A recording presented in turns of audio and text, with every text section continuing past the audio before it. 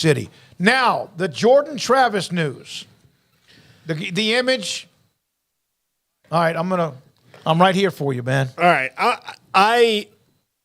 I was on the way home from the post-game show the other night. That was fun. Look, I'll tell you, it was the most fun we had because Parker was here, Garrett's son, and he was living his best life in the studio and became my new co-host. Yep. So it was, it certainly helped. You see 4 against David Rand. I know. We didn't ask him that. We didn't get into that, but he was having a blast. But on my way home, Florida State's down 13-0 to North Alabama, who, credit to them, emptied their playbook in the first quarter. And Florida State was not ready for it at all. And then Jordan Travis breaks his ankle. I'm in the car. I haven't seen it. My wife calls me and says, Paul, I don't want you – we just talked. I was, like, asking her if she wanted me to stop on the way home and all that. And she's like, hey, I don't want you to walk into the house and not know this. But Jordan Travis is hurt. And I was like, how bad? She's like, the stadium is not making sounds bad. And then they showed the replay, and she goes, oh, it's really bad. At that point, my college roommate, who teaches athletic training, is the dean of the Department of Athletic Training at the University of Idaho now, who knows these things, calls me, and then goes blow by blow on what the injury is, and my heart sinks. And it's not the selfish, stupid fan thing of like, oh, crap, there goes the season, because you don't. It's sports. You don't know. Like, it's very insulting to Tate Rodemaker, who's there, to assume that he can't maybe win these games. You've seen crazier things happen in sports. That's what sports are. I was more sad for the fact that Jordan Travis is not going to be there to see Florida State to the end of this because it is built on his shoulders.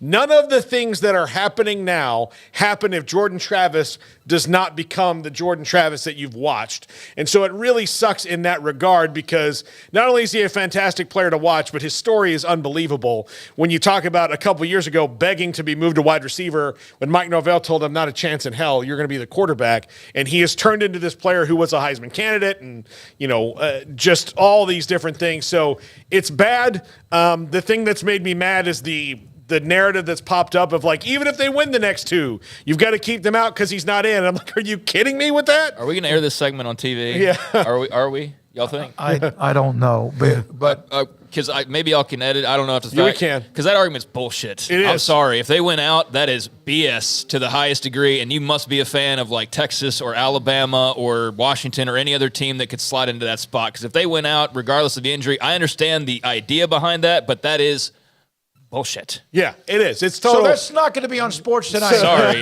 there's no other way to describe that. But it is. It's ridiculous, and it sucks. But can they win without him? Probably they should beat at least Florida without him. Because if they go undefeated, I don't give a damn about whatever or whoever their quarterback is. They will be in the college football playoff. Anyone that thinks otherwise, like Craig said in a different way, do you not remember what happened to 94 Nebraska? Yeah. Ohio State. You were talking about Cardell earlier. Cardell Jones before that, Barnett, among others.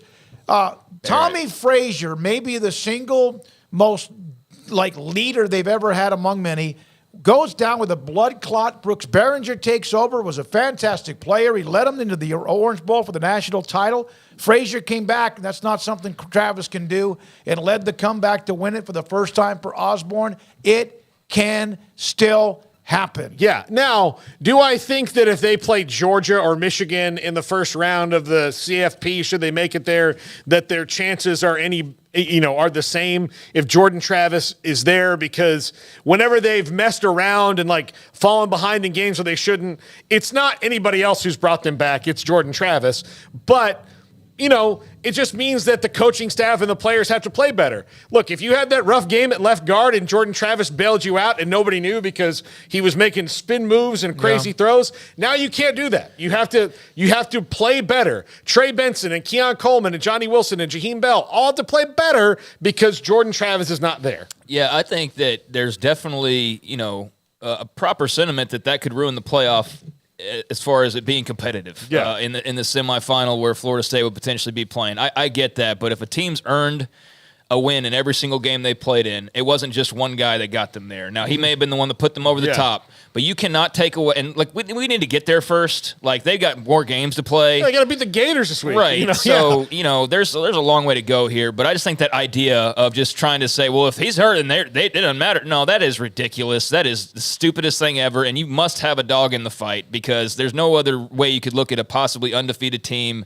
and say, oh, well, this guy's hurt, so nobody else that helped earn that gets the opportunity to play in the games they earned a right to play for. That's ridiculous. Yeah, and by the way, I did not teach Craig how to talk that way. It was, unless he listened to me while watching Nebraska football. No, that was definitely the case. That was part of it for sure. Learned a lot of words. I have this note from John